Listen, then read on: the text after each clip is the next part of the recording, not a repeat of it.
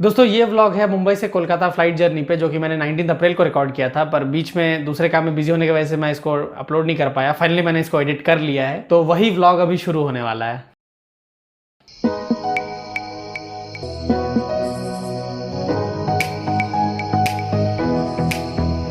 Hey guys, अभी मैं हूँ मुंबई एयरपोर्ट पे और अचानक से प्लान बना हमारा कलकत्ता जाने का।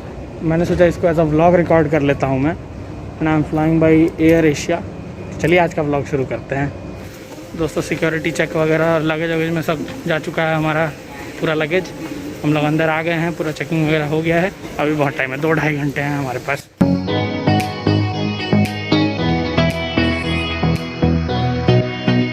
अभी हम लोग फूड कोर्ट में आ गए हैं और यहाँ सामने से फ़्लाइट दिख रही है, ये भी मैं आपको दिखा देता हूँ। ये है एयर एशिया की फ़्लाइट, मोस्ट प्रोबेबली यही होगी हमारी फ़्लाइट जो हमें बोर्ड करनी है।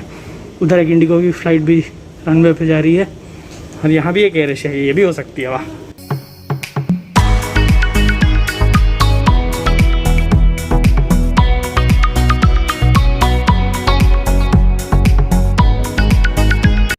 हम लोग अंदर घुस गए हैं, फूड कोर्ट में आ गए हैं, लेकिन कुछ खुला नहीं है, सारी दुकानें बंद हैं। बस एक यहाँ सबवे खुला हुआ था, तो उससे हमने सैंडविचेस ले। मेरा मम्मी फ़ोन पे बात कर रही है और यहाँ भैया खाना शुरू कर दिया। A few minutes later. खाना हो गया, पानी का बोतल वगैरह ले लिया। और ये फूड कोर्ट कोविड की वजह से मैक्सिमम चीज़ें यहाँ बंद हैं। देखिए डोमिनोज बंद है, KFC खुला हुआ है, बट हमने जाके पूछा तो उन्होंने बोला कि बंद हो गया।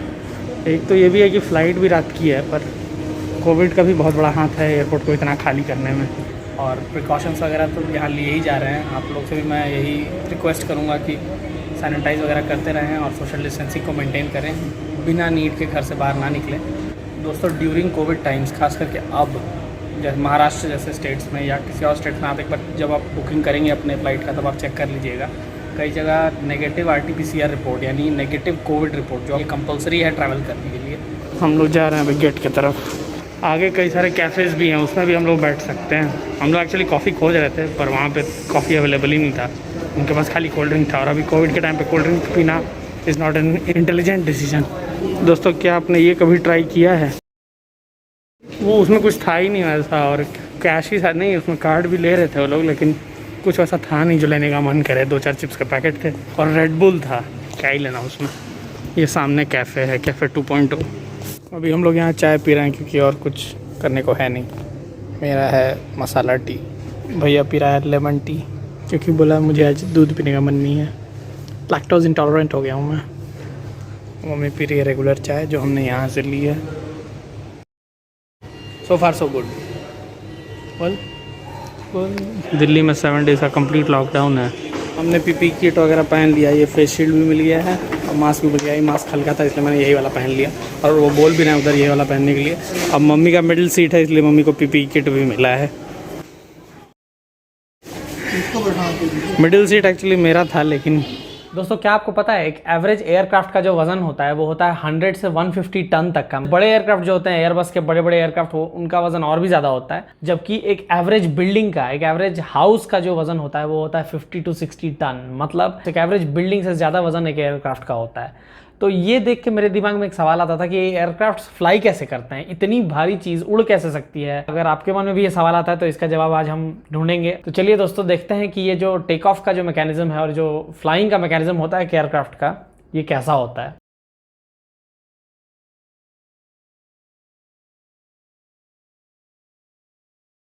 तो इसमें 4 तरह के फोर्सेस एक्ट करते हैं अगर देखा जाए तो। सबसे पहले जो नीचे की तरफ होता है इसका खुद का वेट, और इधर की तरफ होता है ड्रैग इस डायरेक्शन में।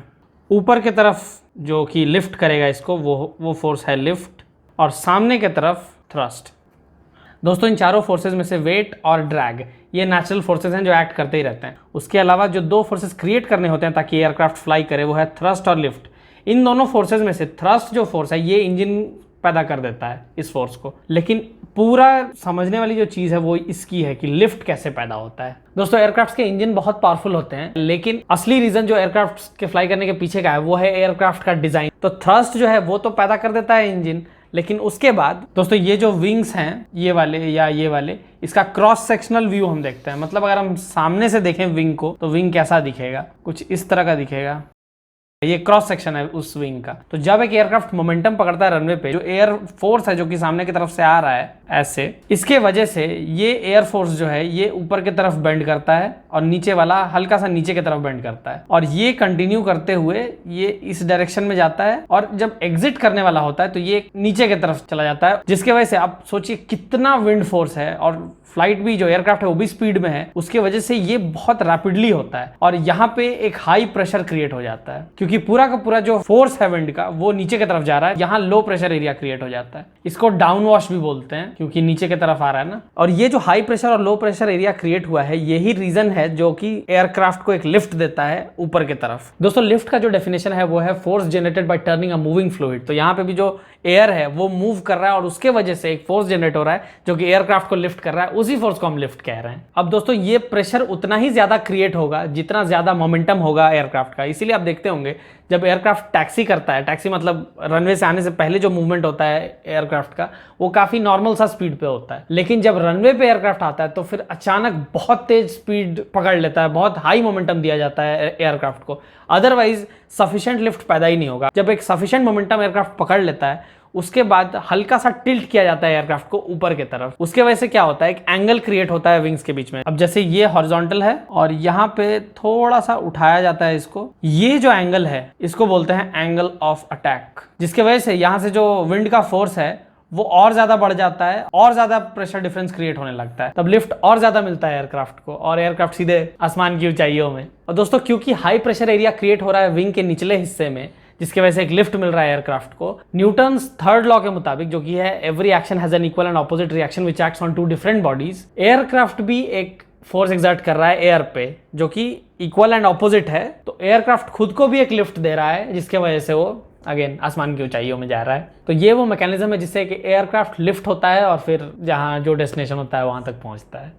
और दोस्तों यही सेम प्रिंसिपल हेलीकॉप्टर में भी अप्लाई होता है। हेलीकॉप्टर के ऊपर भी जो फैन होता है वो बहुत फास्ट घूमता है, जिसके वजह से जो ऊपर का एयर होता है वो नीचे आ जाता है, डाउन वॉश क्रिएट होता है और नीचे हाई प्रेशर होता है, ऊपर लो प्रेशर, जिसके वजह से हेलीकॉप्टर वहीं से लिफ्ट कर जाता है। लेकिन क्योंकि एक एयरक्राफ्ट में ऊपर फैन नहीं होता है और विंग्स होते हैं, इसीलिए एयरक्राफ्ट को एक मोमेंटम देना पड़ता है पहले रनवे पे, तब जाके वो टेक ऑफ कर पाता है। तो अगर आप में से किसी को इससे ज्यादा डिटेल में पता है इन चीजों के बारे में तो आप कमेंट में बता सकते हैं, बाकी लोग की भी हेल्प हो जाएगी। चलिए बैक टू द व्लॉग। अब हम लोग फ्लाइट के अंदर एंटर कर, शील्ड वगैरह सब पहन लिया है हमने, और ये है यहाँ पे स्पॉट्स बने हैं जिस पे खड़ा रहना है सोशल डिस्टेंसिंग मेंटेन करने के लिए। अभी क्योंकि सोशल डिस्टेंसिंग बहुत मेंटेन किया जा रहा है इसलिए हम लोग घुस गए हैं जब फ्लाइट एकदम खाली है। 26 सीट है हम लोग का, हम लोग बैठ गए हैं, अनाउंसमेंट चल रहा है। लेग रूम भी काफ़ी अच्छा है। यहाँ एक लीफलेट दिया हुआ है जिसमें सारे गाइडलाइंस और सेफ्टी इन्फॉर्मेशंस दिए हैं, आप इसको पढ़ सकते हैं। The weather en route is expected to be fair initially, and as we approach Kolkata, expecting a little bit of cloudiness and mild bumpiness. Please enjoy Air Asia's award-winning hospitality and onboard services. Air Asia को hospitality के लिए award मिल चुका है। Your seatbelt securely. Should an oxygen mask like this automatically drop from the compartment above you, immediately pull the mask firmly towards you.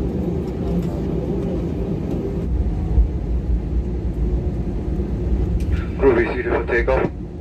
मेरे को तो ऐसा धक धक हो रहा है। मेरे को भी हो रहा थी।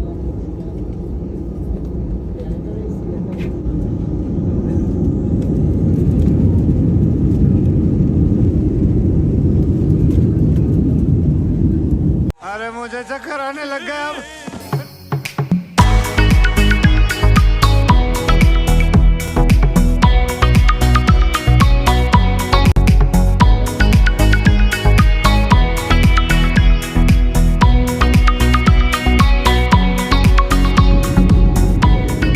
Two hours later.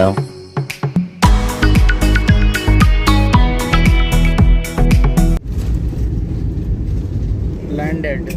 कि कृपया विमान से उतरते समय सामाजिक दूरी बनाए रखें।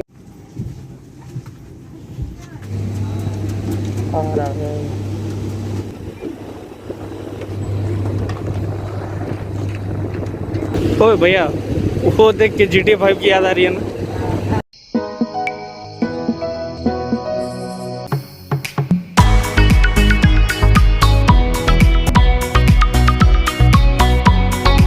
हम लोग जा रहे हैं कन्वेयर बेल्ट पे। जितनी भी चीज़ें मिलती हैं फ़्लाइट बोर्ड करने के लिए, फ़्लाइट के लिए, जैसे पीपी किट, फेस मास्क और फेस शील्ड, वो सब डिस्पोज कर देना होता है। पीछे एक बड़ा सा डस्टबिन रहता है। फ़्लाइट के जितने भी पैसेंजर्स थे सब वहीं पे डिस्पोज करते हैं उन चीज़ों को। पहला बैग आ चुका है और ये रहा दूसरा बैग। नाम देख लो एक बार, किसी और का लेके ना चल रहे हम। आ गए कोलकाता एयरपोर्ट। ह्यूमिडिटी थोड़ा ज़्यादा है, पसीना हो रहा है और पापा आ रहे हैं गाड़ी लेके, अभी उसी का इंतज़ार है यहाँ पे। कमेंट करके बताइए। यहाँ 500 रुपये फाइन है। ये आ गए हैं पापा गाड़ी लेके, अभी हम लोग घर जाएंगे इसी से। बैठ गए।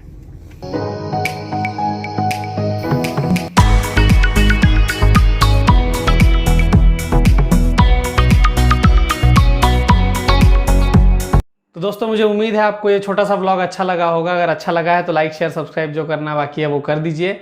और अगर अभी तक आपने मेरे अल्फा गैजेटेरियन टेक चैनल को अगर नहीं देखा है या सब्सक्राइब नहीं किया है तो उसका लिंक आपको डिस्क्रिप्शन में मिल जाएगा, उस चैनल को भी चेकआउट कर लीजिएगा। तो thank you guys, thank you so much for watching. मिलते हैं अगले व्लॉग में। Bye bye.